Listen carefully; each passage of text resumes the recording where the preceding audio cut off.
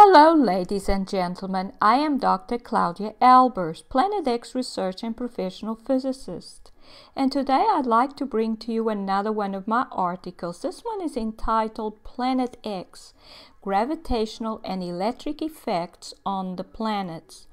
I have written many articles detailing the evidence for the existence of objects in the Sun's corona.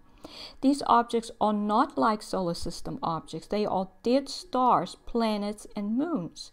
They are dead because they are energy depleted. From observing these objects, I discovered that gravity is quite different from what I had been taught. Gravity is dependent on the photon energy inside the particles of a celestial body, so that when an object is energy depleted, its ability to interact gravitationally is very low. And you may look at article 210 entitled Stellar Core Gravity, tidal, and G is not constant. This means that these objects lose the ability to hold on to their outer layers of material and so shed them until their solid dense cores are exposed. And you may look at article 320 entitled Planet X Debris Incoming, Sprites and Earthquakes. This is why I have called these objects stellar cores, although only the large ones were once living stars. The smaller objects are actually planetary and moon cores. And you may look at article 319 entitled Planet X System, Planets, Moons and Debris. And here you see one of these objects, and here it's in different colors, but it's the same image from October 15, 2017, clearly a spherical object in the Sun's corona. Now, as the objects are low in energy, they absorb energy from the sun and also absorb material from the sun. This material then envelops the object and emits light due to the energy absorption process, or what I call the Planet X effect, which leads to increased temperature and ionization of the material. You may look at article 338 entitled The Planet X Effect, Heating and Ionization in Contact Regions. And here you see another one of these objects in several different wavelengths in these SDO images. You can see the root-like connection that it's making. There seems to be material around it that is emitting a different light in this wavelength. And here in the 304, everything seems to be emitting the same light. And this suggests that this darker color that we see here in the interior is actually emits the 304 wavelength, which we know comes mainly from the chromosphere. So we know that this means that the object is pulling material mainly from the chromosphere, which is deeper than the corona. The chromosphere is the sun's liquid layer, which therefore would behave like the ocean on Earth. And you may look at article 99 entitled Planet X and Stellar Structure for more details on that. These objects are also affecting the planets, as I have shown in article 347 entitled Gravity Wave on Venus suggests Planet X presence. At least one of these objects is being hosted by Venus and is the cause of the stationary gravity wave, which was first observed in Venus's atmosphere in 2015. The Earth is also hosting several of these objects, at least 3, and you may look at article 243 entitled Earth hosting at least 3 Planet X system objects for more details. These 3 objects are likely to be small stellar cores, most likely moon cores, and thus the size of small moons. But there may be a larger stellar core orbiting the Earth, which may be much larger than the Earth, or maybe more. I cannot be sure, but possibly at least one. These objects will be absorbing energy from the Earth, leading to it losing gravitational energy and expanding as a result, causing its surface to fissure, which we know is happening. And here are two of these objects. You can see they are behind these chemtrail clouds. They are therefore in the background and cannot be lens flares. Lens flares, you can see two of them here, are always in the foreground because they're produced by the lenses themselves. So these are real objects in the sky. And in article 243, I actually showed that this object here, this light source, which is not actually the sun, it's a sun simulator, moves across from one to the other whilst these two objects remain stationary. And that suggests they are Planet X objects or stellar cores, because that's the way they behave. They may remain stationary with respect to their hosting bodies, be it the sun or the earth. They do it in the sun's corona, and they would do it when they come into the earth's atmosphere. And for the simulator, you may, or for more details on that, you may look at article 226b entitled Sun Simulating Devices, the Irrefutable Evidence. Now, what effects would these objects have on the Earth? They are producing tidal events, ocean recession and high tide events, as well as storms, earthquakes, and volcanic eruptions. And here is a photograph from one of these ocean recession events. This one occurred in Russia.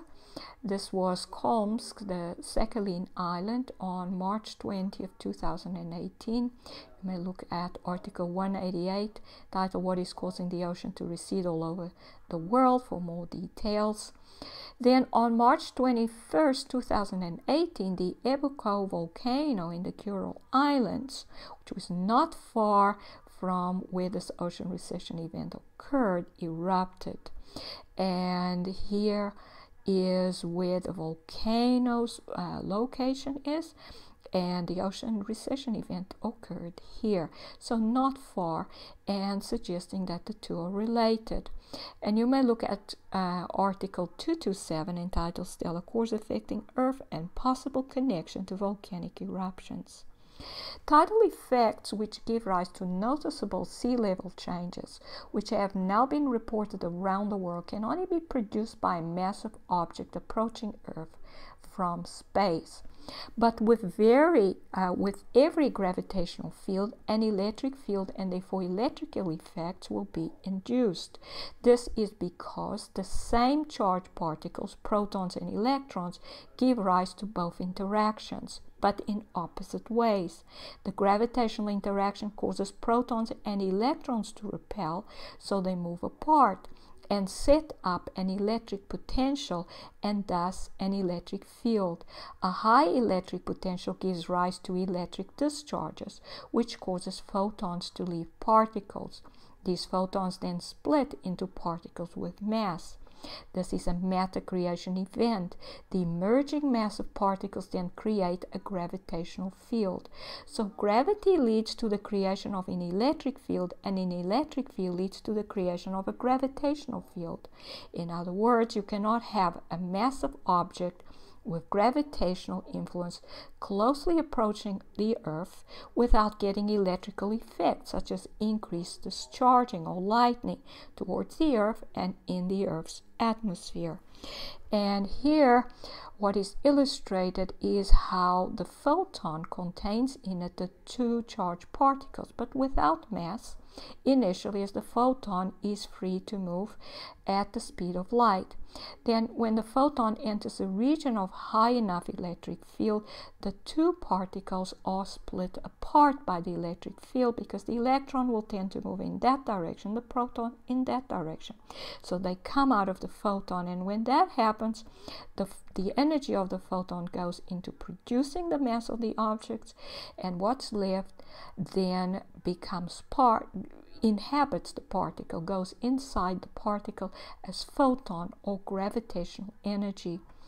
And both of these forms of energy then give rise to the gravitational interaction that occurs between particles. And the gravitational interaction, as I said, is opposite to the electrostatic interaction. The electrostatic interaction would cause protons, and here protons are represented by the red circles, and the electrons by the blue circles. Protons and electrons are always attractive to each other according to the electrostatic interaction, whilst protons repel each other and electrons repel each other. But in the gravitational interaction, the opposite occurs. Protons and electrons repel, two protons attract, and two electrons attract. But another thing is different. The strength of the interaction is always the same in the case of the electrostatic interaction, but the gravitational interaction, the force between the particles depends first of all on the mass of the particles, and the protons are much more massive than the electrons. So that means that the attraction between protons is much greater than between electrons, or between a proton and an electron. This is because protons are about 2,000 times more massive than electrons. But it also depends on the amount of photon energy or gravitational energy inside the particles. And that's what goes into the G, the gravitational constant. It's the photon energy inside the particles. And you may look at the book entitled Planet X Reveals Gravity and Light for more details on how these interactions act on each other or act with each other to produce a lot of the structure that we have in the universe. You also cannot generate an electric field without inducing gravitational effects. However, in order for an electric potential to give rise to a measurable gravitational field, that is one that we can detect, much higher electric potentials than are normally used in our daily lives are needed. The effects generated by an astronomical object approaching the Earth can be artificially induced with the application of electromagnetic fields. And you may look at Article 3.3.5 entitled Biological and Ecological Weapons in Use Against Us. But these cannot have the strength and severity that naturally produced events resulting from the approach of a celestial object can have. And as I showed in Article 348 entitled Venus Bulge Gravitational Waves and Hollow Planets, massive celestial objects will of course give rise to a gravitational field which is in the form of a stationary gravitational wave which produces both high and low sea levels on the surface of the Earth's ocean when such a massive celestial object closely approaches the surface of the Earth. The shape of this wave suggests that all cores and thus all planets, moons, and stars are hollow in the center. And this is the shape of the wave, at least this is what it will produce on the surface of the ocean when one of these objects approach the Earth. But it has a hollow center, so it has a central minimum of lower amplitude than the first maximum. So the tallest wave is actually at the first maximum. And this is what we see here on Venus. We can see that this wave is actually seems to be on the outside of a circle. It seems to be a ring around a central circle. The central circle would be the central minimum, and then this would be the first maximum. This is the actual height of the wave. So this has the maximum amplitude that this kind of wave can reach. So the maximum amplitude is from equilibrium to there. And then there will be a first minimum, which actually seems deeper than the inside minimum. And so this means that the gravitational wave would produce hollow planets.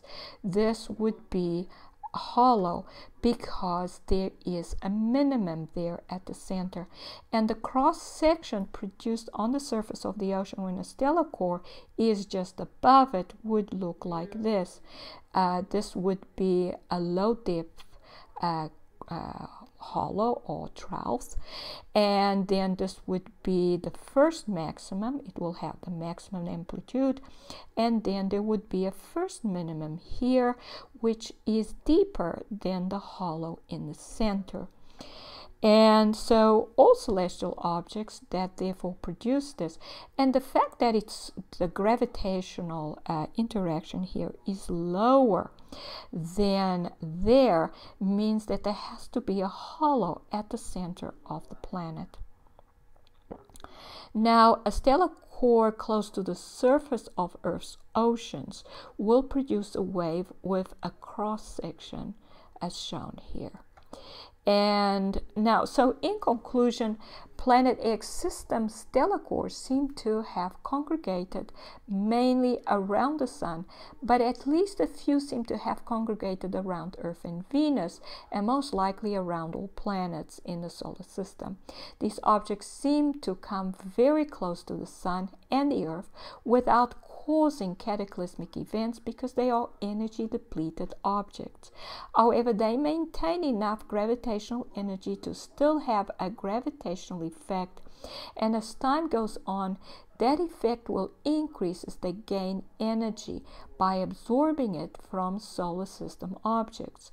As the gravitational interaction does not occur without the electric, these effects are both gravitational and electric in nature. And these are the references. This is Dr. Claudia Albers, Planet X physicist. Thank you for watching.